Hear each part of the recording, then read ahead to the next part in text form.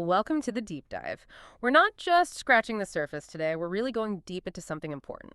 It's amazing how fast things can escalate. One late night monologue and suddenly it's a national debate. So today, we're taking that deep dive into the recent suspension of Jimmy Kimmel Live by ABC. It's pretty dramatic stuff, and it's more than just a TV show decision, right? It really touches on big things like free speech, media power, and, well, political pressure.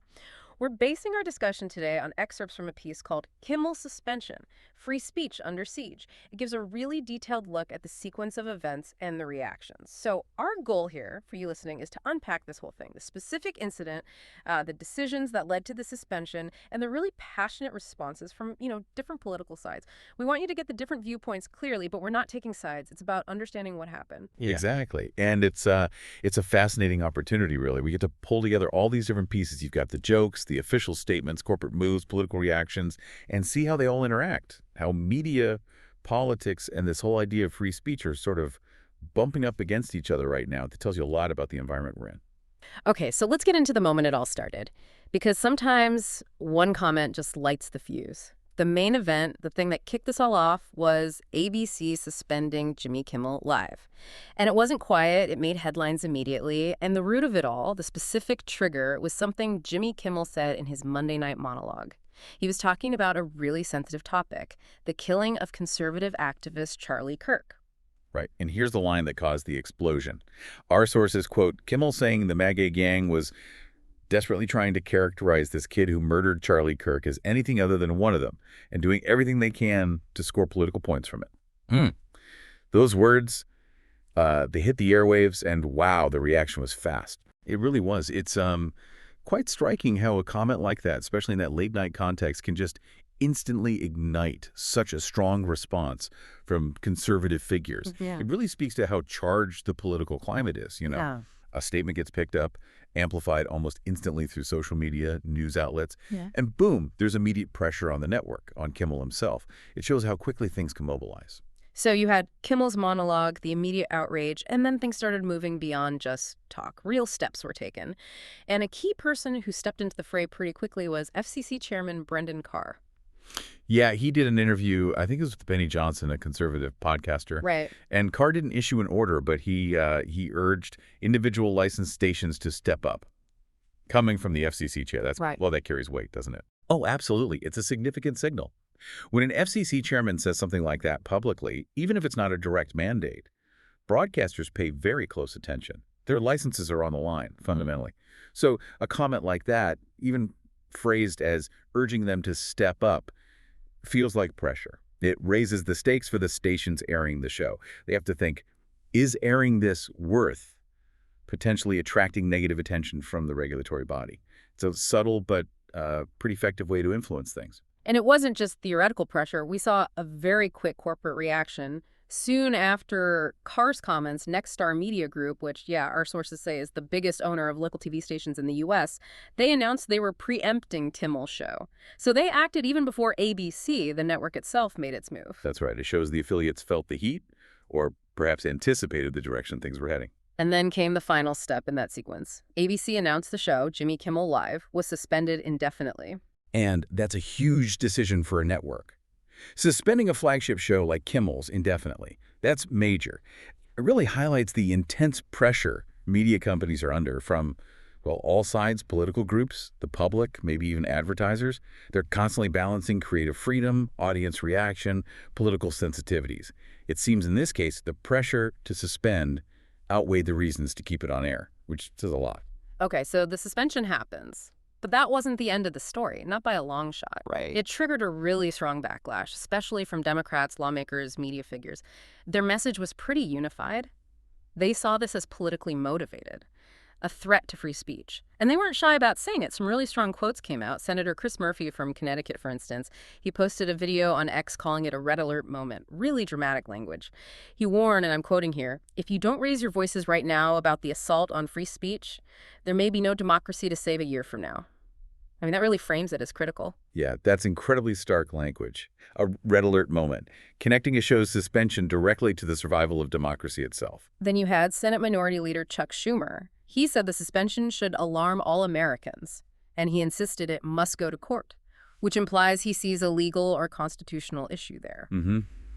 Taking it potentially into the legal arena.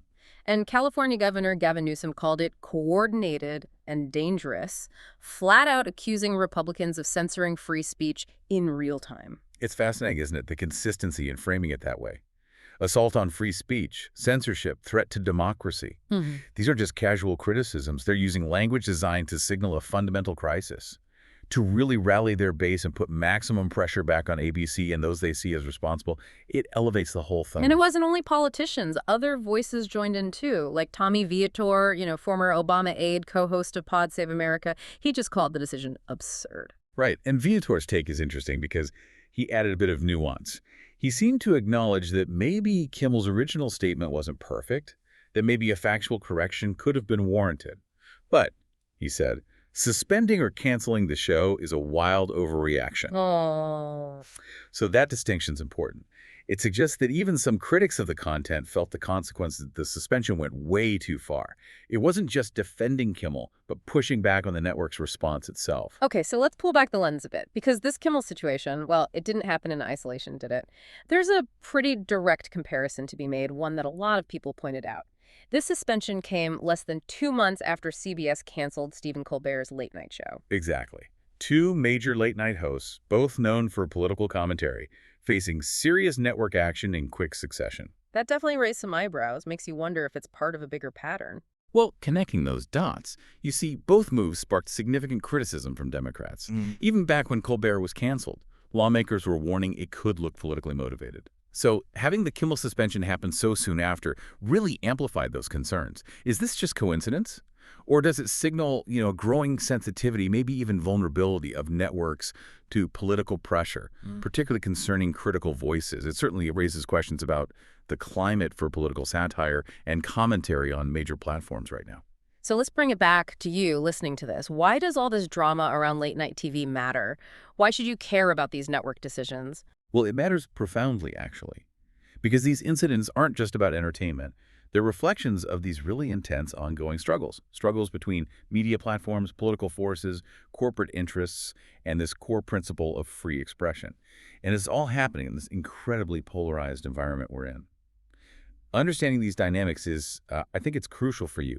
It affects the information you receive, the range of voices you hear, the potential biases you encounter. If powerful entities can influence what gets aired and what gets silenced, that fundamentally shapes the public conversation. It means you need to be, even more critical, more aware as you consume media. So there we have it. We've journeyed from one controversial monologue to a huge national discussion involving regulators, big media companies, top politicians, all swirling around free speech and influence. It really shows how tangled everything is: media, politics, society. And just to recap the key things for you to take away, again, impartially, we saw the power of a host's words to ignite controversy. We saw a swift action from conservative figures and, significantly, a regulator. We saw a major network make a drastic decision under that pressure. And we saw a strong, immediate backlash from Democrats framing it as an attack on free speech and democracy. All these pieces together show the pressures at play.